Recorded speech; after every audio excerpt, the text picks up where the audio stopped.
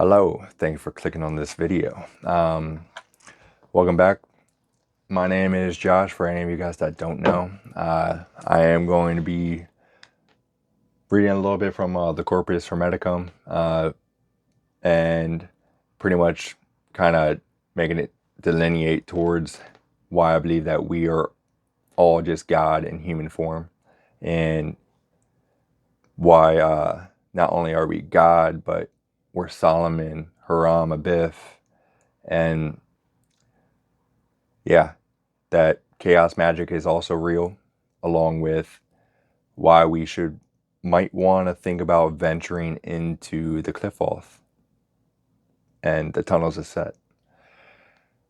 Anyways, to kickstart it, I'm going to read some quick passages out of the Corpus Hermeticum that I was able to read. Very, very short book, so you could probably finish it, although the wording's kind of old English, or way obviously older, so it's a little bit harder to kind of like run through it kind of quickly, because I actually had to reread it quite a bit. But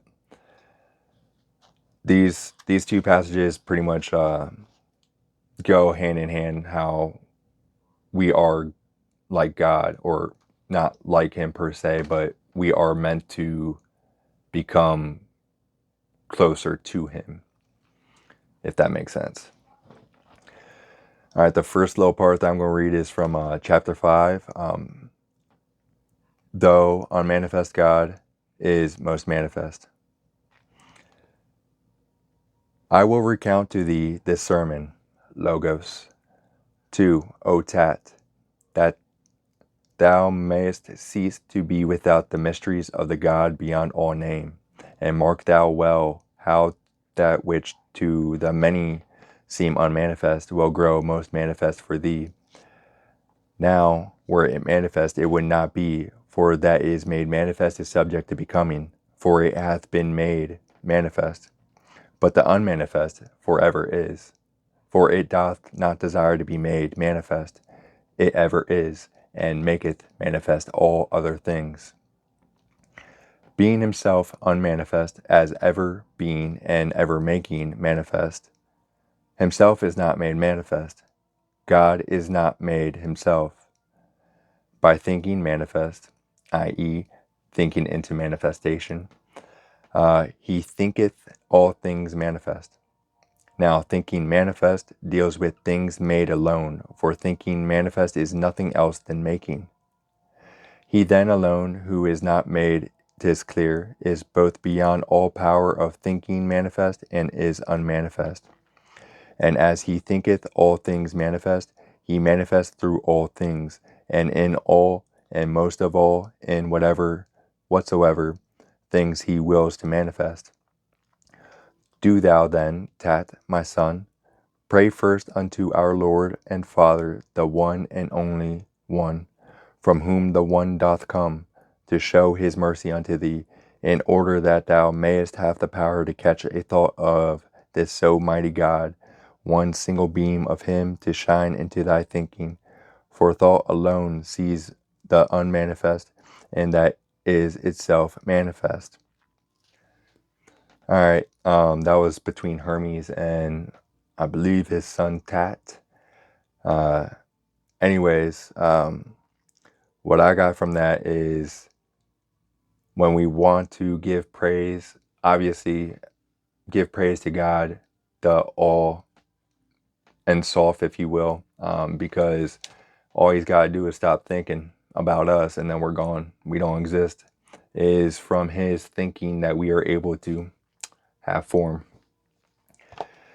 And other than that, we're not supposed to be able to think of what he is, because he is in the unmanifested realm. He is not corporeal, meaning he doesn't have a body. He is not only everything, he's everyone. So he's this, he's books, he's you, he's me. It goes kind of a little bit hard to like grasp, but if you don't really think too much about it, it's not that hard because your logic mind is what kind of like blocks you off from accepting it. And I'm going to also quickly read, I believe it's chapter 11, Mine unto Hermes, another quick excerpt. And this one pretty much explains the powers of God and how we're kind of able to reach that too, in a sense.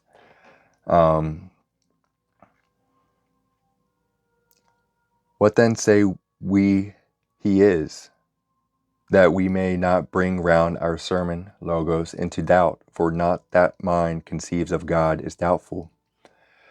He then hath one idea, which is his own alone, which doth not fall beneath the sight, being bodiless, and yet, by means of bodies, manifesteth all ideas, and marvel not that there's a bodiless idea, for it is like the form of reason, Logos, and mountaintops in pictures, for they appear to stand out strongly from the rest, but really are quite smooth and flat. And now consider what is said more boldly, but more truly. Just as a man cannot live apart from life, so neither can God live without his doing good. For this is, as it were, the life and motion, as it were, of God, to move all things and make them live. Now, some of the things said should bear a sense peculiar to themselves. So understand, for instance, what I am going to say.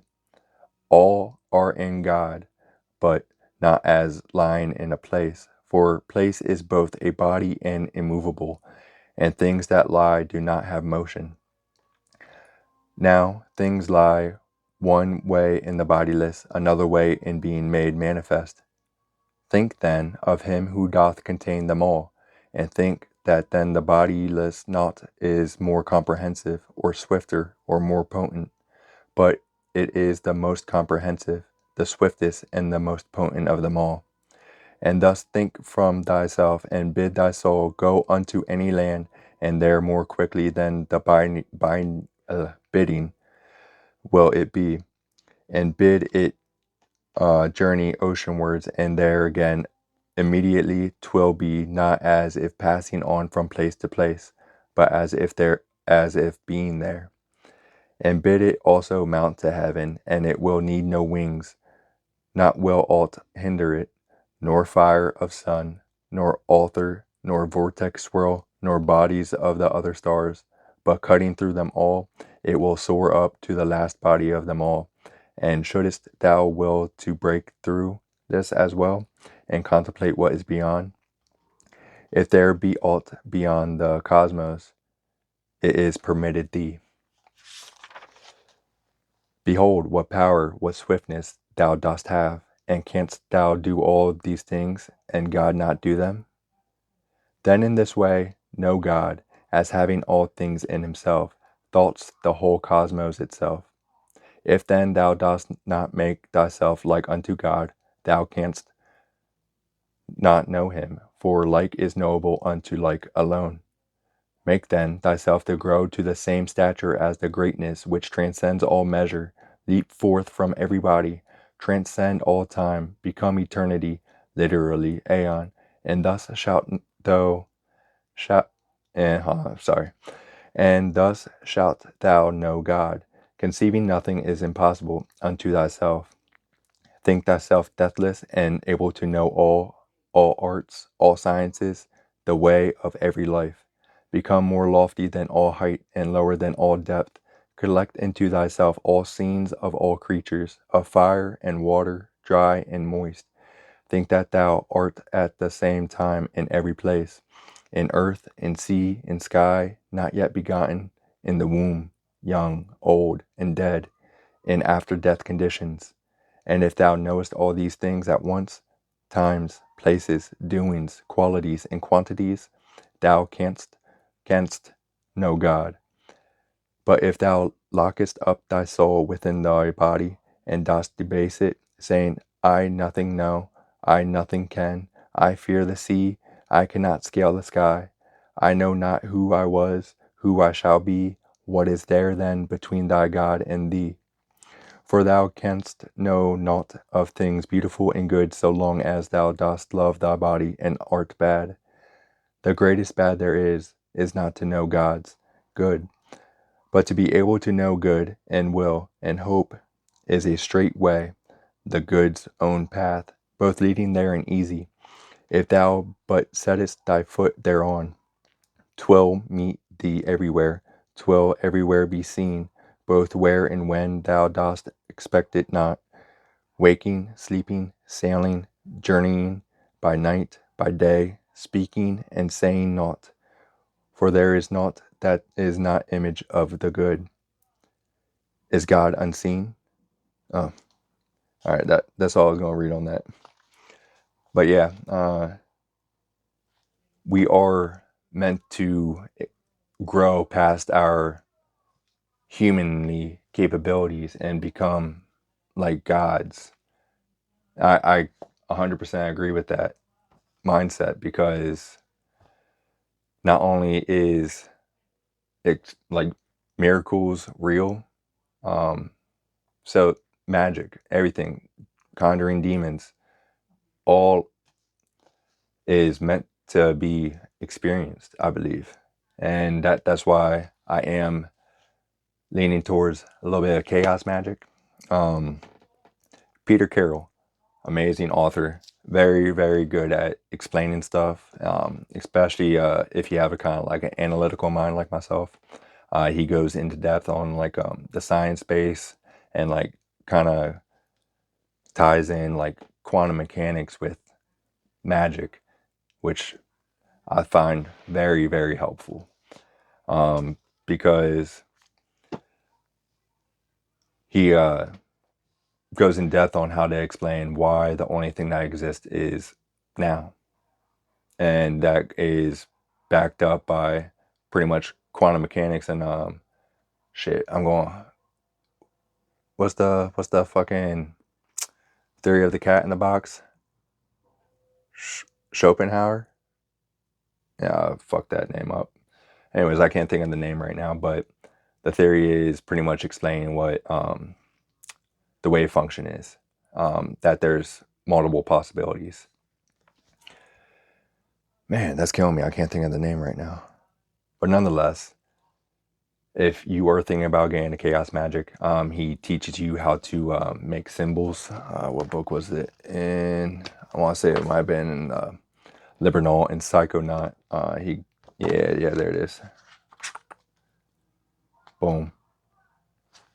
He explains how to create little special barriers and how to create sigils. So yeah, if you're thinking about sigils or Chaos Magick, I do recommend Peter Carroll. And the thing about sigils is to bypass your thinking mind. So you will know what it means because you made it. And as you're making it, you imbue it with your energy. And as it's able to bypass your conscious mind, your subconscious will start projecting it out into the world, and then the world will start to answer, and you can start seeing it into your life. So again, Peter Carroll, very, very good, in depth. Another person that is also good at explaining shit is Lon Milo or Milo. No, I think it's Milo. Lon Milo Duquette. Another great author. Read this book in one day, and this is The Key to Solomon's Key. Really good. He also goes into how to conjure demons, more or less the 72 Ars Goetia demons that Solomon ended up trapping into the brass container. He goes in on how to make pentagrams, and he gives you all 72 demons with the little seals up top, and pretty much who they are, what their rank is, how many, if they control any legions, what they are able to give you or kind of imbue you with, and what you should probably due to like offerings and stuff like that. Another thing about Lon Milo, he was a Freemason, and he goes into that aspect as well, which is really cool, because not only did he speak on Solomon, and he ended up saying that he pretty much agrees more or less with Aleister Crowley's aspect of the 72 demons of the Goetia, about them being just like aspects of our personality that we're supposed to kind of understand and transcend. That aspect alone, I gotta agree with that, because I feel like everything is just us and just a mirror of us, and we gotta learn how to overcome that. Another thing that he actually, yeah, let me touch base on that first. Not only do I agree with him that I feel like we are Solomon, I also believe we are Hiram Abiff. I didn't get to read this book yet. I am looking forward to it. This is the Hiram Key. So this is about pharaohs, Freemasons, and the discovery of the secret scrolls of Jesus. The reason why I showed you this is because not only do I believe that we are Solomon, and 72 demons of the Goetia are parts of our mental mind work, or a mind frame, I also believe that we are Hiram Abiff. For any of you guys who don't know who Hiram Abiff is, he was supposedly the architect that constructed the Temple of Solomon. He was actually so good that the Queen of Sheba, or whatever queen came up to meet Solomon, wanted to meet Hiram, and ended up making Solomon jealous. And then there was three other Freemasons that, other Freemasons that wanted the knowledge of Hiram, and Hiram turned them down earlier. So Solomon sent out and had those three people that kind of had like beef with Hiram to end up killing him. But to touch base, why I feel like we are as well Hiram, because if we're already Solomon, our body is the temple. So the three lower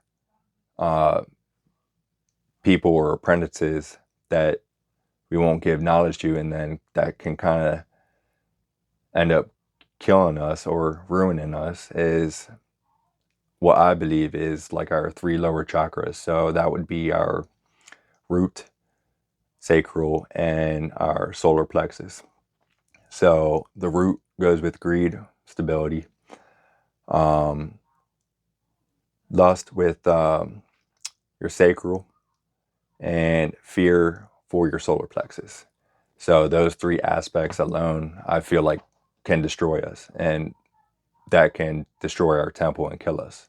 So that's why I kind of feel like that's why we're both not only Solomon, we're as well Hiram. And another little fun fact, Hiram Abiff didn't end up showing up in any kind of masonry, Freemasonry text until like the 1700s. So he was a relatively new addition. And if he was the one that built the temple, Solomon goes, I mean, not Solomon, Lon goes in why he doesn't even think that Solomon, Hiram, and or even David existed. But I'm not going to get too much into that. If you want to read that on his take, I do recommend this book. You probably won't be disappointed. But yeah, enough about why I think that we are not only Solomon and Hiram. We are supposed to transcend and become like living gods. another to touch base though, I did end up reading the early Kabbalah by Joseph Dan. He kind of dives into obviously the early Kabbalah and the mysticism during the 12th and 13th century, and he goes in pretty much how the Sephiroth were, or the Tree of Life was made with all the Sephiroths, and pretty much what they represent. And he goes kind of a little more in depth on what the letters of the Hebrew alphabet means. So I do recommend checking out that book as well. Very interesting, especially because I do kind of want to like kind of learn gematria, so I can read a little bit of this book. This one. I tried to start, but kind of need to understand some gematria before I start that up again. But other than that, he also talks about how some of the early Kabbalistic mystics ended up summoning the demons of the Goetia and ended up being given like special powers and shit like that. But they didn't want to share what they learned, so they kind of try to keep it to themselves. But yeah, not only am I getting kind of curious in Chaos Magick, I am as well getting into the Qliphothic realm. I just picked up this book. Definitely looking forward to getting more into it. But if you don't know what the Qliphoth is, it's literally just the reverse side of the Tree of Life. I didn't quite say the page, but it's right up in the front, so I can just pull it up real quick and show you what it...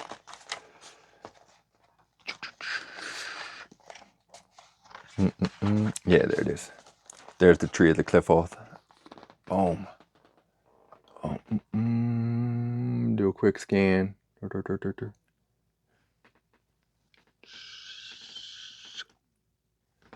Yeah, and then not only these are called the Qlipha, or shells or husks, but these things right here that connect them, those are called the Tunnel of Set.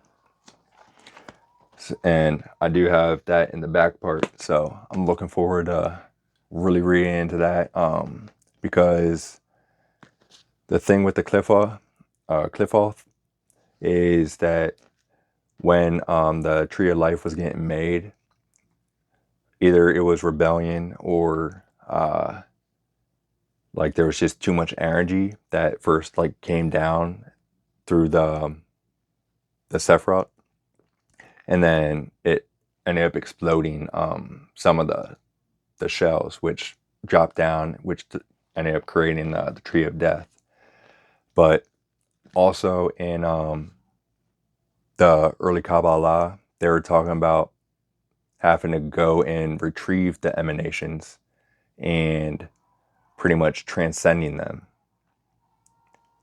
And that's, I kind of agree with. And it kind of all goes full circle with what I first read in the Corpus Hermeticum, why I believe that we are like gods and supposed to become like God. Kind of crazy what their little thing is, become a living God. Although the reason why I am kind of happy that I found some protective magic, because I'm completely new to it. I'm not trying to stumble into anything that I don't not ready for, you know. This she ends up, I'm going to butcher her name, a Zenith. Yeah, that's easy actually. A Zenith Mason. She pretty much goes in depth on all this stuff. So I am happy to read this, but I'm not. I kind of feel like I need some protection. She doesn't really put up any barriers or anything, because I mean she kind of is right, and it goes in mine, but I'd rather play it safe. Allow them to come into you and transform your consciousness within. because she doesn't see the need to like put up a barrier. I mean, good for her. I'm not that ballsy yet, but yeah, I don't really know where else I'm going to go with any of this. If any of you guys got anything else that you might be reading, researching, got any kind of like tips for me about like Chaos Magick or the Qliphoth or the Tunnels of Set, or pretty much any kind of book that you guys might want to recommend, I'll definitely devour it. I am also just got into the Book of Enoch. But yeah. I don't think there's anything else that I really have on my mind. I'm just going to go ahead and leave it right there. As always, love you guys. Stay classy.